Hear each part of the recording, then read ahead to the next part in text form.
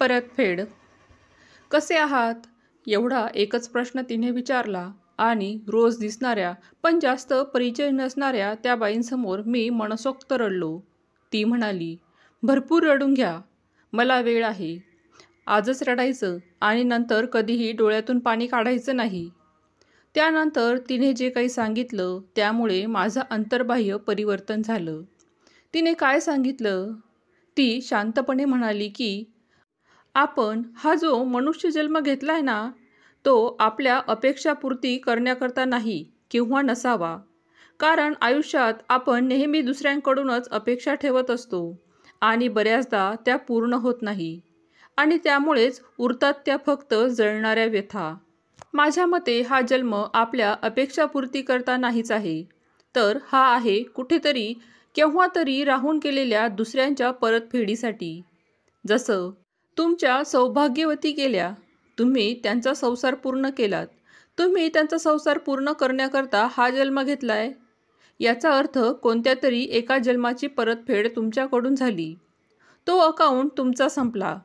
आता याच दृष्टिकोनातून आयुष्यातील सगळ्या लहान मोठ्या अशा घटनांकडे पाहण्याचा प्रयत्न करा. मुलगा आणि सून तुमच्याशी बोलत नाहीत, ही सुद्धा तुम्ही कोणती तरी परतफेड करत आहात. परतफेडीचा हा हिशोब या जन्मात संपल्याशिवाय तुम्हाला मरण नाही. तेव्हा मनातल्या मनात सुद्धा परमेश्वराला उद्देशून तू मला का जगवलंस हा प्रश्न विचारू नका. कुठलीही व्यक्ती असो, ती तुमच्याशी विचित्र वागली, तुमचा अपमान केला, तुमच्याकडे दुर्लक्ष केलं, तुमच्या उपकारांचं कोणाला विस्मरण झालं, तेव्हा एक एक अकाउंट पूर्ण झालं असं समजा. आणि तसं आजपासून स्वतःला सांगायला सुरुवात करा. जसं बँकेतील शिल्लक संपली की पासबुकावर अकाउंट क्लोज असा शिक्का मारतात ना, त्याचप्रमाणे जेव्हा एकांत मिळेल तेव्हा आपले किती अकाउंट क्लोज झाले याचा विचार करा आणि पासबुक जाळून टाका. परतफेडीचा एकही क्षण टाळू नका. कदाचित सुरुवातीला तुम्हाला जड जाईल, पण आपलं मन जेवढं बलदंड असतं ना, तेवढंच ते लवचिक पण असतं. तेव्हा मनाला सांगा, बाबा रे, आयुष्यभर तुझं ऐकलं, तुझ्या हुकुमात राहिलो, आता तुझी गुलामी मी सोडून देत आहे. आजपासून मी तुझ्यापासून स्वतःला मुक्त करत आहे. हा प्रयोग करा आणि किती खाती पटापट बंद होतायत याची प्रचिती घ्या. मी सुद्धा उद्या तुम्हाला ओळख दाखवली नाही तर तुमच्या पासबुकात माझी एकच एंट्री होती असं समजा.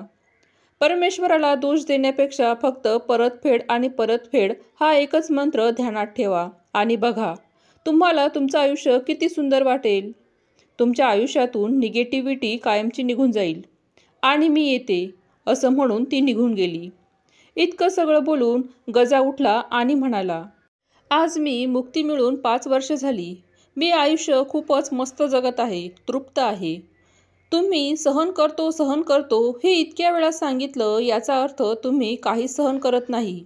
तुम्ही फक्त दुःख वाटत असतात. जो सहन करतो ना, तो कधी बोलत नाही. आजपासून आपण सुद्धा आपल्या आयुष्यात कोणाकडून अपेक्षाभंग करून घेण्याऐवजी फक्त परतफेडीचं आयुष्य जगायला सुरुवात करू आणि आयुष्य मजेत घालूया. व्हिडिओमधील कथा आवडली असेल तर प्लीज लाईक करा, शेअर करा, सबस्क्राईब करा. धन्यवाद.